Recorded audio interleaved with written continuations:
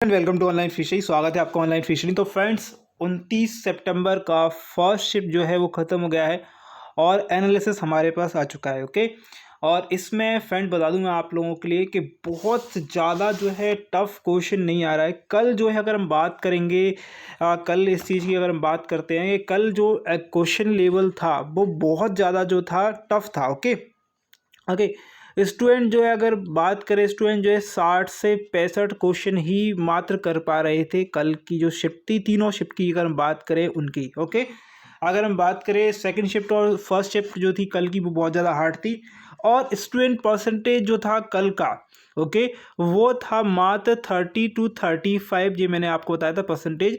और आज जो क्वेश्चन पेपर आया फर्स्ट शिफ्ट में, स्टूडेंट का कहना जो है कि एवरेज हम जो क्वेश्चन अटेम्प्ट कर पा रहे हैं वो 70 से 75 हम कर पा रहे हैं एवरेज।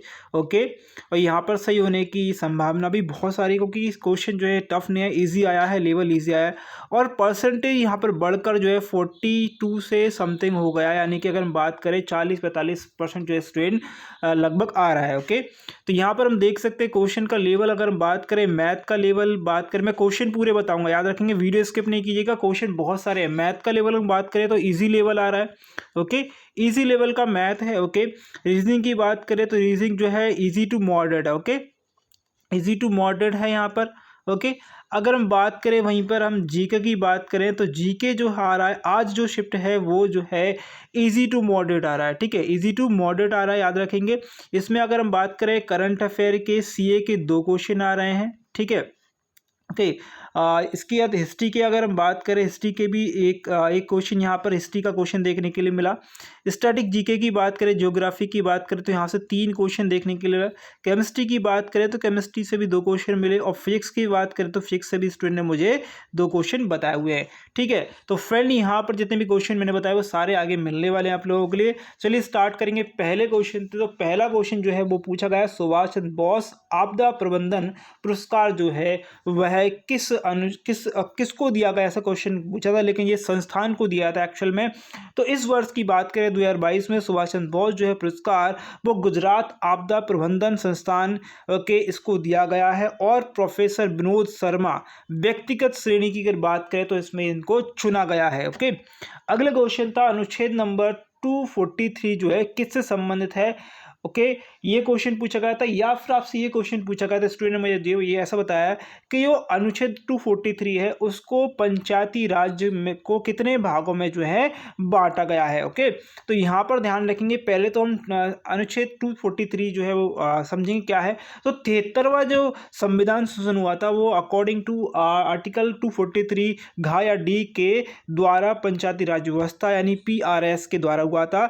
सभी 3 स्तरों पर अनुसूचित जाति, अनुसूचित जनजाति तथा इन समूहों की महिलाओं की लिए जो है सीटों का आरक्षण का प्रावधान इसमें किया गया था।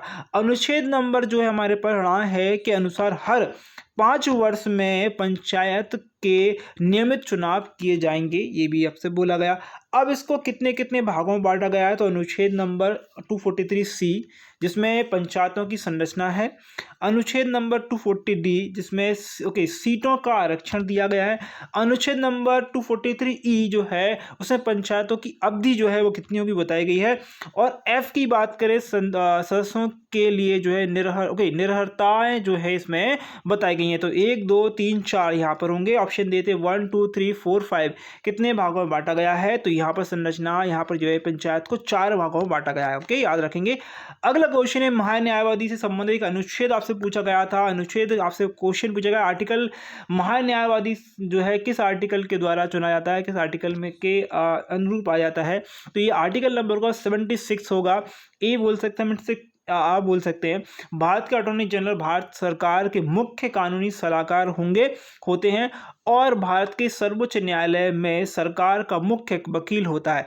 भारत के अटॉर्नी जनरल को संविधान की धारा या आर्टिकल नंबर 76 के तहत भारत के राष्ट्रपति द्वारा नियुक्त किया जाता है और वह व्यक्ति राष्ट्रपति के प्रसाद प्रयत्न अपने पद पर रहता है। ओके, अगला क्वेश्चन था, बहुत ही अच्छा क्वेश्चन था, मौलाना आज़ाद यूनिवर्सिटी स्टूडेंट ने बोला, लेकिन एक्चुअल में क्वेश्चन था मौलाना आज़ाद राष्ट्रीय उर्दू विश्वविद्यालय कहाँ पर है। तो ये विश्वविद्यालय है हैदराबाद में, तेलंगाना में स्थित है।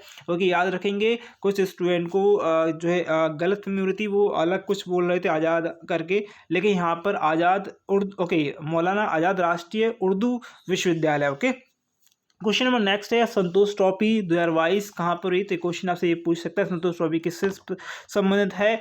तो ओके, अभी पूछा कहाँ पर हुई, किस स्टेट में ही पूछा है। तो केरल में मलप्पुरम में यहाँ पर ये हुई थी, याद रखें, केरल मलप्पुरम में हुई थी। केरल के मंजरी स्टेडियम में 7वीं बार संतोष ट्रॉफी 2022 एक मुकाबला, एक फुटबॉल टूर्नामेंट हुआ था। इसे 75वां संस्करण का ध्यान रखेंगे। इसके खिताब केरल ने फाइनल मैच में पेनल्टी शूट आउट में 5-4 से स्कोर जो है पश्चिम बंगाल को हरा दिया था। ओके, याद रखें कौन जीता, केरल जीत गई थी। किसको हराया, पश्चिम बंगाल को। और याद रखें ये कहाँ पर टूर्नामेंट हुआ था, मंजीरी स्टेडियम में हुआ था। कहाँ पर हुआ था, मलप्पुरम में, केरल में। ओके, और जीता किसने, केरल नहीं जीता है। फुटबॉल टूर्नामेंट एक्चुअल में ये क्वेश्चन। अब देखिए 2 क्वेश्चन बताऊंगा, स्टूडेंट कंफ्यूज हो रहे थे यहाँ पर। क्वेश्चन का स्टूडेंट कहना था पौधे का तापमान किस पर निर्भर करता है। एक तो क्वेश्चन स्टूडेंट ये बोला, एक क्वेश्चन ये बोला पौधे का विकास किस प्रक्रिया के द्वारा होता है। तो याद रखें पौधे का तापमान जो है एक तो प्रकाश पर या प्रकाश संश्लेषण की क्रिया पर होता है, और इसका जो पौधे का विकास होता है वो भी आपका प्रकाश संश्लेषण की प्रक्रिया पर ही निर्भर करता है। ओके, पौधे में परिवर्धन अर्थात वृद्धि एवं विभेदन दोनों आंतरिक एवं बाह्य कारकों के नियंत्रण से होते हैं।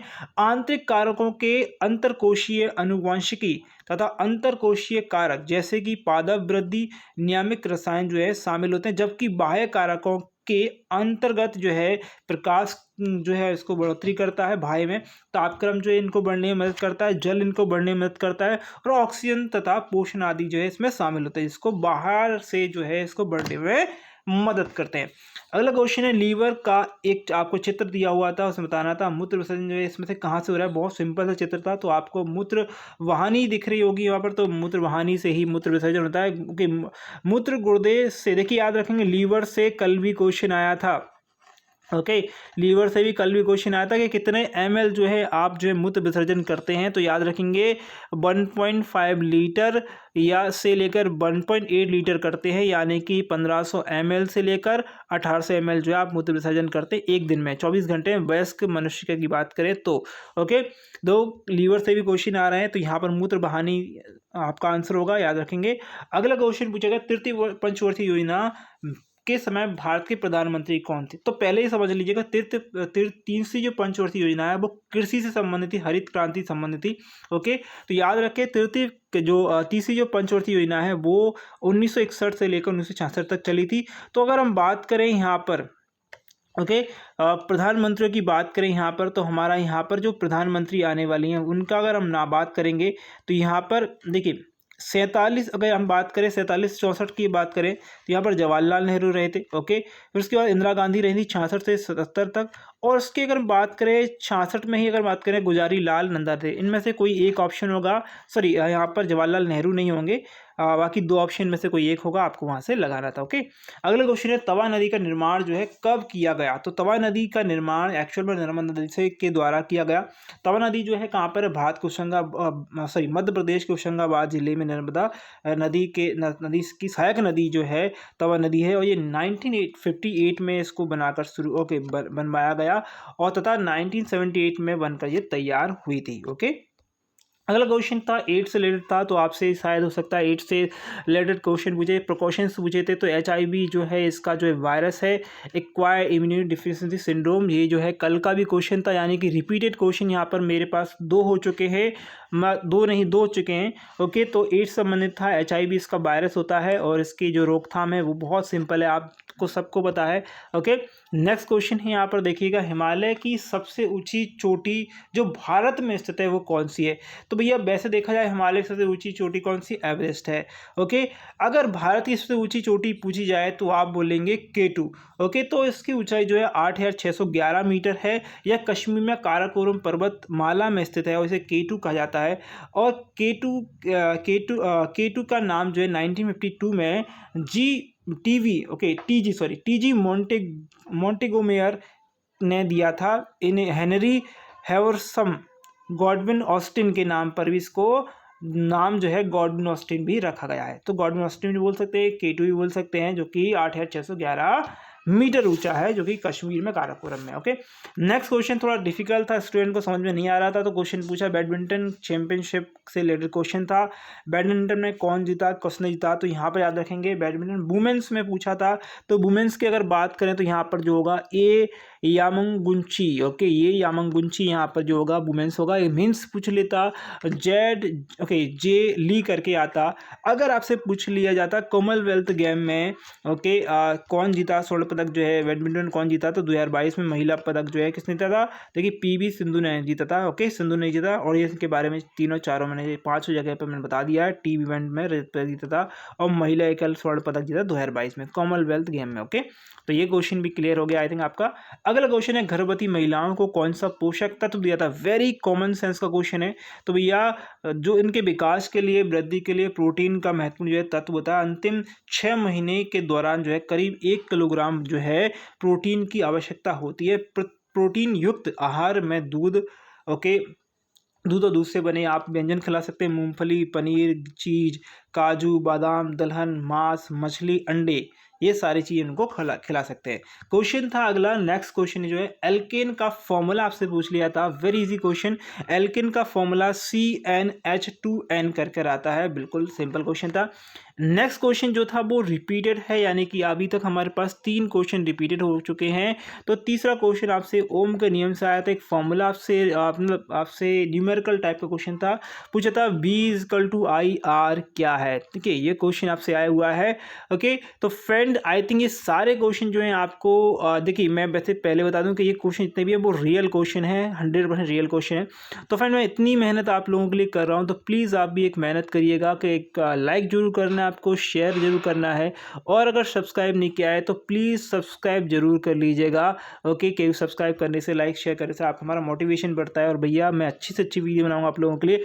और अगर इसकी PDF आप लोगों को चाहिए ऑनलाइन फ्री स्टडी का, टेलीग्राम ग्रुप वीडियो के डिस्क्रिप्शन में भी है, यहाँ पर भी लिख रहा हूँ मैं, ऑनलाइन फ्री स्टडी ऐसे करके लिखिएगा। ओके, स्टडी अब लिखेंगे तो डबल बाय लगाएंगे, आप जो है टेलीग्राम ग्रुप से ज्वाइन हो जाएंगे और आपको फ्री में PDF वगैरह मिल जाएंगी। Okay, thank you for watching this video, बस आपके एग्जाम के लिए, आपके रिजल्ट के लिए।